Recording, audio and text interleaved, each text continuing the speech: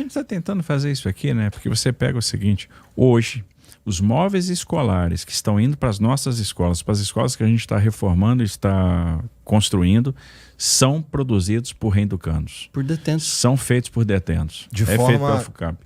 O detento, mas assim, Trabalhando. O Estado também não pode forçar o detento a Não, trabalhar, né? Infelizmente, não. É voluntário. Eu tô falando sério. Mas é voluntário, mas hoje você tem aí praticamente 1/3 dos detentos de São Paulo trabalhando. 1/3? 1/3 dos detentos de São Paulo trabalhando. A gente está construindo nos municípios ribeirinhos, os municípios que estão aí à margem do Tietê, do Paraná, do Rio Grande, estruturas náuticas para turismo, fomentar o turismo náutico, fomentar esse turismo, o turismo da pesca esportiva, etc. Então a gente está fazendo umas estruturas náuticas até bem legais. Todas as estruturas náuticas que a gente está implantando nos municípios estão sendo fabricadas em Tremembé por reeducandos, por presidiários. Então, assim, está funcionando. Agora, ainda assim, é insuficiente. E a gente não pode permitir a reincidência, ser leniente com a reincidência criminal. Posso prender a pessoa 30 vezes, 35 vezes. Então, esse olhar nós precisamos ter.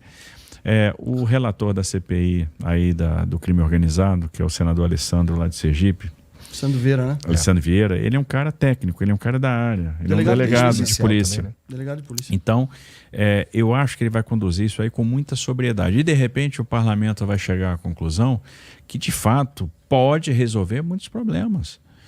Por que você tem tanta lavagem de dinheiro no setor de combustíveis? Porque até hoje não foi aprovada, por exemplo, a lei do devedor quanto mais. Hoje você tem um projeto de lei complementar, que é o 125, que passou já no Senado, que está na Câmara. E o devedor quanto mais, para nós, é uma chaga. O que é o devedor quanto mais? Aquele cara que faz do não pagamento de tributo o seu plano de negócio. E isso favorece a lavagem de dinheiro neste setor, né? Porque ele não compete em igualdade de condição com os outros.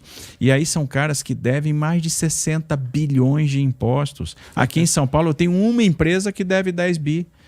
E aí abre um CNPJ, fecha o CNPJ, abre uma empresa, fecha a outra, você caça o registro, ela já tem um outro registro, abre no nome de outra pessoa, você tem que desconstituir a personalidade jurídica, você tem que aplicar a responsabilidade tributária solidária nos postos para impedir que aquele cara compre o combustível de quem está sonegando, né? Porque não houve o recolhimento em função da monofasia, que é um negócio importante. Então, como é que o cara deve 10 bi de imposto para você e está operando? É que às vezes E a não pessoa pode acontece falar nada. assim, não, mas esse cara não é um criminoso tão grave, ele só é um sonegador. Não. Graças a essa sonegação, é que é uma ferramenta importante e fundamental para que haja lavagem de dinheiro do setor. A gente não está falando de um cara que tem uma vendinha. Né? Tá falando de 10 bilhões de reais só em São Paulo. Só em São Paulo. Uma empresa. Uma empresa. E é difícil imaginar que isso não é ligado ao crime. Sabe quanto é que a gente perde nessa evasão de divisa com devedores contumazes no Brasil inteiro, em vários negócios, não é só no negócio de combustível? 140 bi por ano.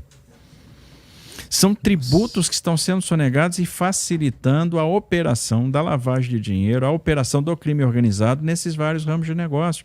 Então, a lei do devedor quanto mais é importante. Então, o Congresso, de repente, vai chegar, puxa, a gente tem que vencer essa etapa. Entendi. A gente precisa vencer essa etapa. Não há mais justificativa para não aprovar a lei do devedor quanto mais. Aí, de repente, o Congresso vai se deparar com a seguinte questão. Por que é tão difícil, ou por que não é mais ágil a gente decretar o perdimento de bens? Em que fase do processo a gente pode ter os bens sequestrados? Então, fiz o indiciamento, já posso sequestrar o bem, o cara foi condenado na segunda instância, eventualmente já vem com perdimento. Qual é o tratamento diferente que eu vou dar por faccionado, por membro de organização criminosa? Então, assim, eu tenho que subtrair o recurso do crime. E eu não posso permitir que o recurso ilícito sirva, por exemplo, para pagar um advogado. Então tem muita coisa que a gente pode aprimorar em termos de legislação e eu espero que o Congresso conclua isso nesses vários esforços que eles estão fazendo.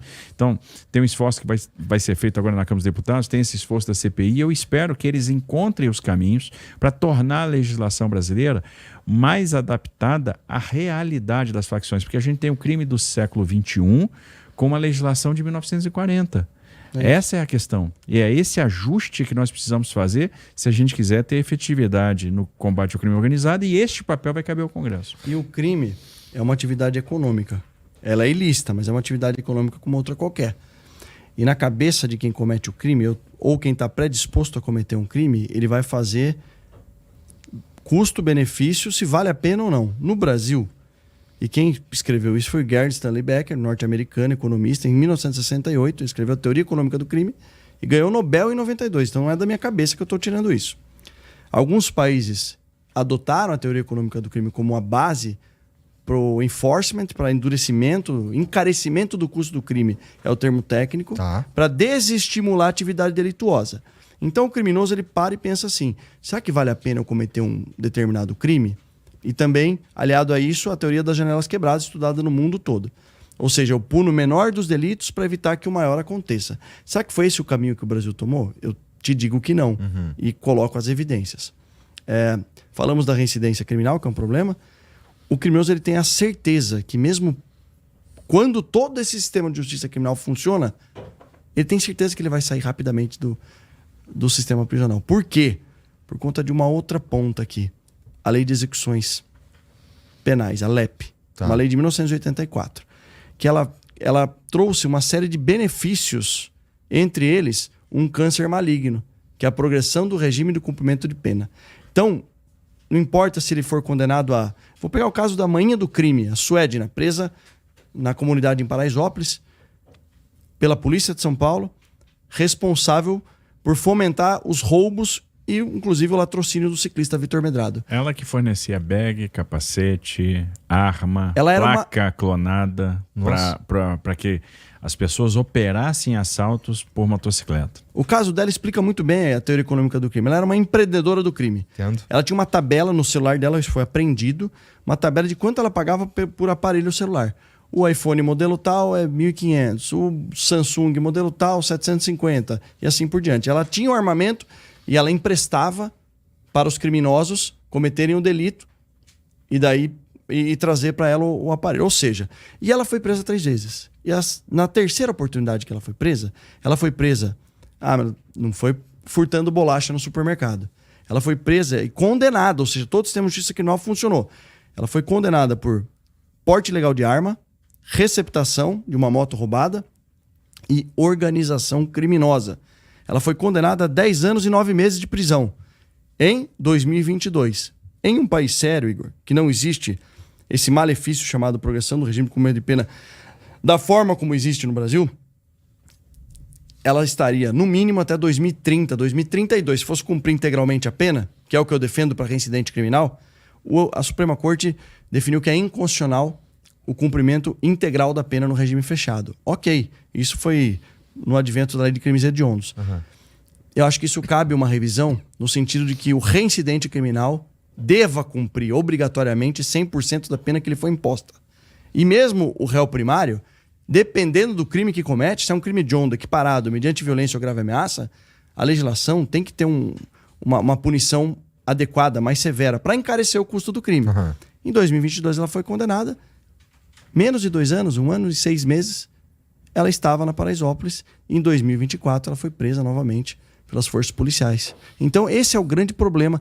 A Lei de Execuções Penais, ela veio e é um grupo, um conglomerado de benefícios que o criminoso possui. Então ele possui, em primeiro lugar, a audiência de custódia, que foi incorporada no nosso ordenamento jurídico de uma forma errada. Foi uma resolução do CNJ, que não tem função precípua e constitucional de legislar. Quem é eleito para legislar são os deputados e senadores. Goela abaixo uma resolução do CNJ. Essa audiência de custódia, comemorada por algumas autoridades do Brasil, lamentavelmente, apresenta por alguns crimes 54% de soltura. E o que é mais interessante, que quem deveria combater esse malefício bate no peito achando que isso é positivo. Eu vou dar um exemplo para você de uma coisa que aconteceu recentemente aqui em São Paulo, caso verídico. Um casal de idosos é sequestrado. Extorsão mediante sequestro. Sequestro é um dos crimes que tem uma pena braba. Sim. Aí, 2 ficam com o casal de idosos. No cativeiro. Mais de 70 anos. No cativeiro. E 2 pegam o cartão do casal de idosos e eles começam a operar compras. Bom, a polícia é chamada. A inteligência da polícia detecta o uso do cartão. A polícia vai lá no local onde eles estão fazendo a compra. Prende os 2 sequestradores. Com os 2 sequestradores presos, eles vão até o cativeiro, prendem os outros Eles dois foram na sequestradores. Polícia Civil, coisa raríssima de acontecer. Porque antes a integração funciona na prática. Eles acionaram a divisão de sequestro, especializada nesse tipo, e juntos descobriram onde era o cativeiro. Libertaram o casal de idosos, prenderam os 4 sequestradores. Os 4 são apresentados ao judiciário, cometeram um crime Na audiência de custódia. de sequestro. Audiência de custódia, o que aconteceu? Os 4 foram liberados.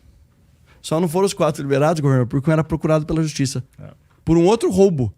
A gente comprova 2 teses. A reincidência criminal, porque ele já era condenado, mas um argumento fortíssimo. Uma era uma mulher dos 4 da quadrilha.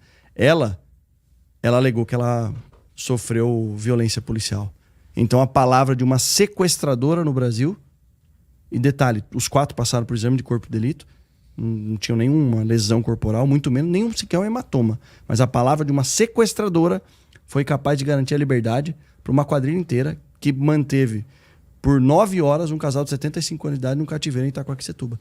Então, e a autoridade que deveria coibir isso comemora um índice de 54% de solturas. Agora, isso explica um pouco do que a gente está vivendo hoje, né? Porque existe uma incapacidade hoje, principalmente do governo federal, lidar com a questão do crime. E vamos lembrar, são 2 décadas à frente aí, basicamente, 2 décadas à frente do Brasil. 2 décadas. Então isso explica muito como a coisa degringolou nos últimos tempos e por que o crime ganhou tanto espaço. Por que os criminosos e as facções ficaram tão ousadas? Por que eles ganharam tanto território? Então, se a gente não inverter essa lógica, se a gente não aprender a lidar com isso, se a gente não aumentar o custo do crime, se a gente não investir na questão do perdimento de bens, se a gente não revisitar essa questão da audiência de custódia, se a gente não punir a habitualidade, se a gente não punir a reincidência, né, se a gente não endurecer a pena para determinados delitos, a gente vai perder essa guerra. Então é uma questão muito estrutural, onde a gente tem que combinar a ação em vários fatores. Então não é só a questão da integração que é importante, não é só a questão da inteligência, é também a questão da punição, é a questão da legislação. Nós temos que abandonar um pouco o romantismo que cerca toda essa questão do crime e realmente entregar para a sociedade aquilo que ela precisa. A sociedade precisa de paz, a sociedade precisa de ter esperança. Quem bolou o disco da bandeira nacional foi muito feliz. Ordem e progresso. Nunca vai existir progresso se não existir ordem. Não vai existir educação se não existir ordem, não vai existir saúde se não existir ordem, não vai existir investimento se não existir ordem. Essa semana eu recebi muitos estrangeiros, muitos investidores estrangeiros. Vieram fazer o quê? Por conta da COP? Por causa da COP, e aí eles aproveitaram esse momento. A gente teve um evento pré-COP aqui em São Paulo e eles vêm, obviamente, falar de investimentos no nosso estado, ver oportunidades. Muitos já têm negócio aqui, outros querem se posicionar, querem investir no estado. Mas uma preocupação, segurança. Isso é um tema comum, é um tema importante para o Brasil e a gente precisa entregar segurança para as pessoas, a gente precisa entregar a paz para as pessoas, a gente precisa dar esperança para as pessoas.